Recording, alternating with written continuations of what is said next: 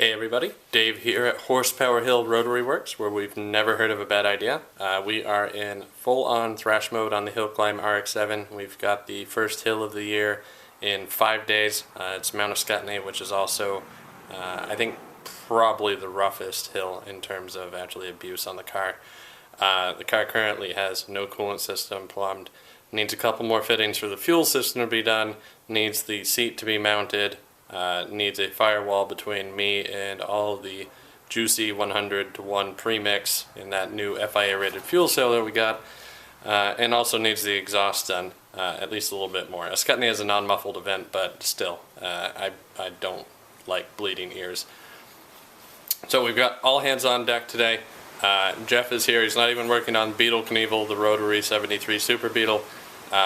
I'm going to be showing you how we do some AN fittings today. It's not going to be the stainless braided stuff. We're working with Aeroquip, which is much nicer to work with, a lot fewer metal splinters and general danger to hands. So join us and we'll have some fun. So here you can see the rear end of the RX7. There's the new ATL fuel cell, and there's one of the radiators, the other one's on the other side, so we went to a saddle mount system as opposed to the large single mount that we had last year. This presents some challenges. We're rewarded with having the weight lower in the car and probably lower overall weight. But as you can see, there's a lot more plumbing to be done. The fuel cell, we've already got most of this done. The couple more fittings that we need to do are just in the engine bay. I have a new fuel filter just over here. It's a nice big can system. This is all Aeroquip -8 push lock, which should feed plenty of fuel to this car.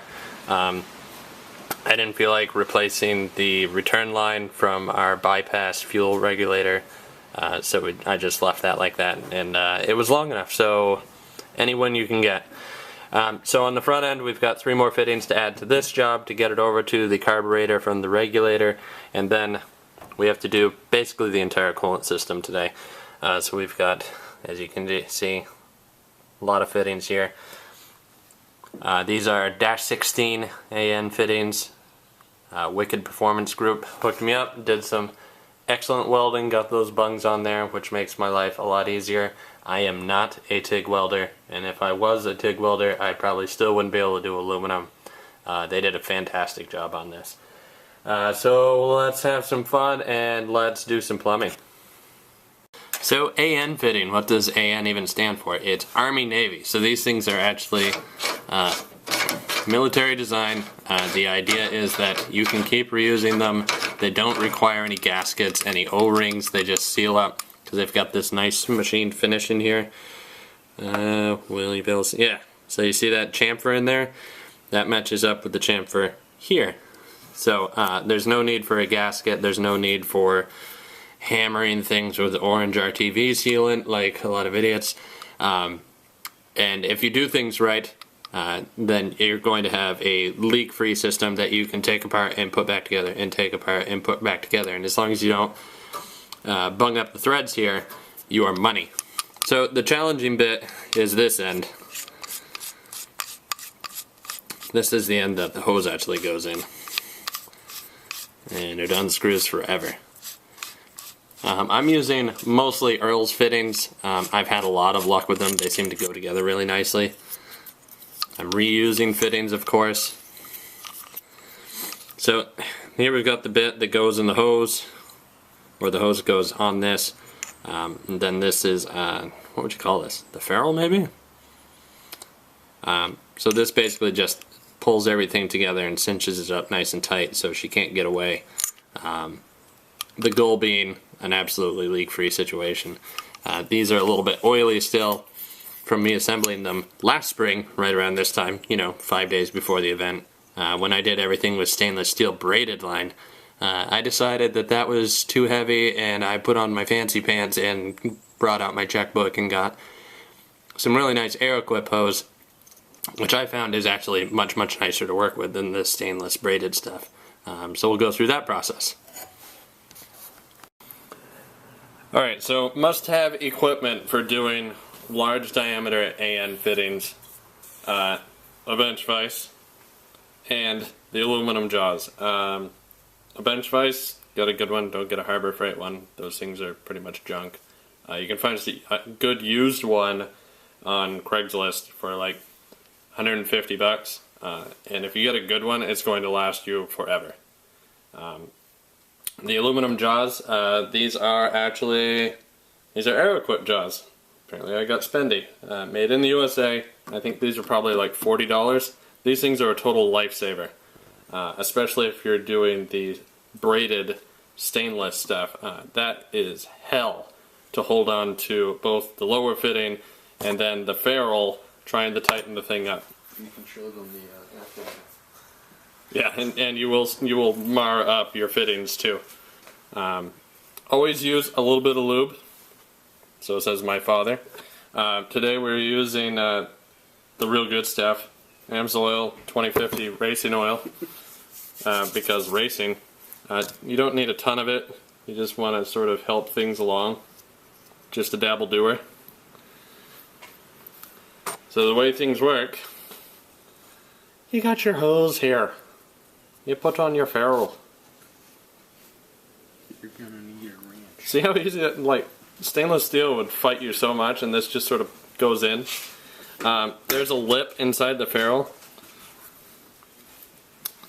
You might not be able to see this, but if you get one, you'll see that lip, and you just push the hose up to it.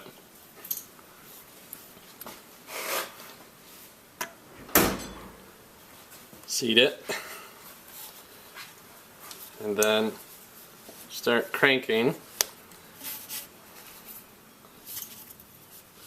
Or do you want that? Yeah, Joe's trying to hand me a wrench right now because he doesn't believe that I'm able to continue doing this with my hands like this. This Aeroquip hose is incredible.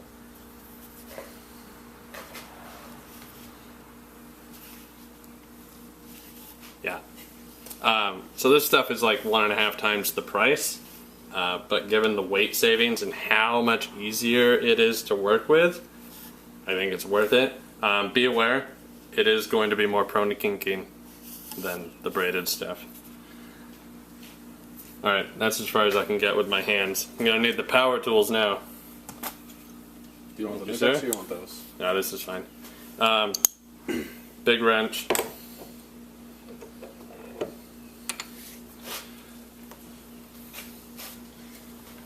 Now remember, like, all these fittings are aluminum.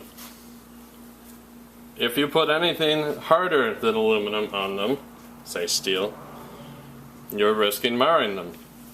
So you want to use your brain unless you want to make your fittings all look like they got chewed up by, I don't know, Jaws from 007? Probably the best example I could think of. That's the only thing I got. That's all I got. We're not here for the humor or stories. That also means that you don't need to really refund things. You make it nice and snug. You don't say, you know, tighten it till it goes loose again and then back it off a quarter turn. And if you're anal like me, you make the flats line up. That's a completed fitting, and it's just that easy. If Aeroquip was a person, I'd kiss them right on the lips. But that may be just because I'm a Miata owner, though. So that's one fitting. We only have, I don't know, 10 more to go. But at this pace, we'll actually be doing good. Yeah. And for the record, my last name is not Aeroquip. If you want an example of chewed up fittings. Dun, dun, dun, dun, dun, here's a Beetle. This one's a little chewed up.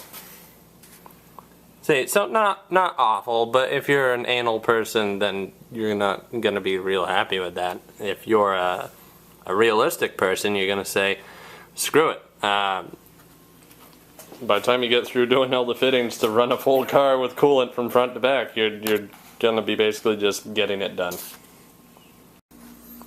Alright, so working with the Dash 8 fuel system, in this case we're using push lock fittings. So as you can see, like, there's a pretty serious barb on there. The idea behind these is that they go together a lot easier than the typical, like the screw-on ones that we did earlier with the Dash 16. It's lies. It's just fraudulent lies, and anybody who tells you that it's way, way easier is lying because they're a liar. These things are actually pretty rough. The hose, so you can see here, I mean, for it to even work, it has to have a pretty strong wall interior to hold on to the damn barb, which means it sucks to push it on here. So just like Pa always said, lube, lube, and lube, and pray in this case. So again, we're using the AMSOIL 2050 Severe Racing Oil. We like it because it's available and I had a little extra. Some people say that a little bit of heat helps. I don't know how the hell that would help because this is actually, this has fabric in it. Fabric isn't going to relax that much when you heat it. It's not like it's plastic. So in these cases, like having the vise and the soft aluminum clamps is an absolute lifesaver. And you want to be able to just try to get it as far in one swoop as you can. Good old-fashioned elbow grease. Yeah. Or in this case, fat ass.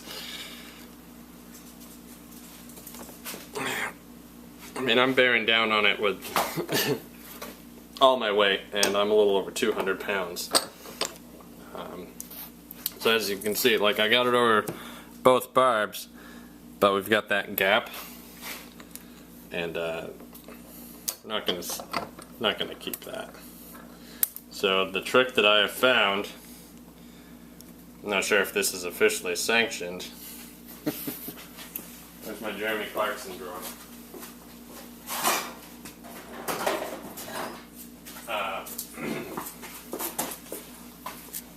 This. Harbor Freight has some great hammers because if they break, they're still hammers. So get this cinched in there pretty well and just give it a couple snaps. And there, she's seated now. This works great with straight fittings, but if you've got a 90-degree fitting, you're just SOL. You're going to have to muscle it on. So we're doing both ends. This is going from the fuel regulator to the carburetor.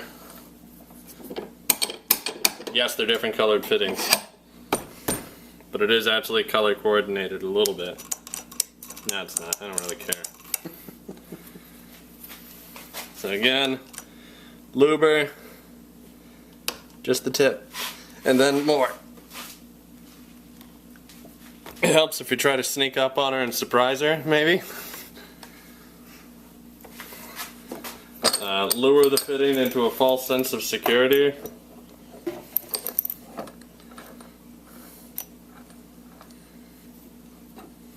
Do you by chance drive a van with black windows?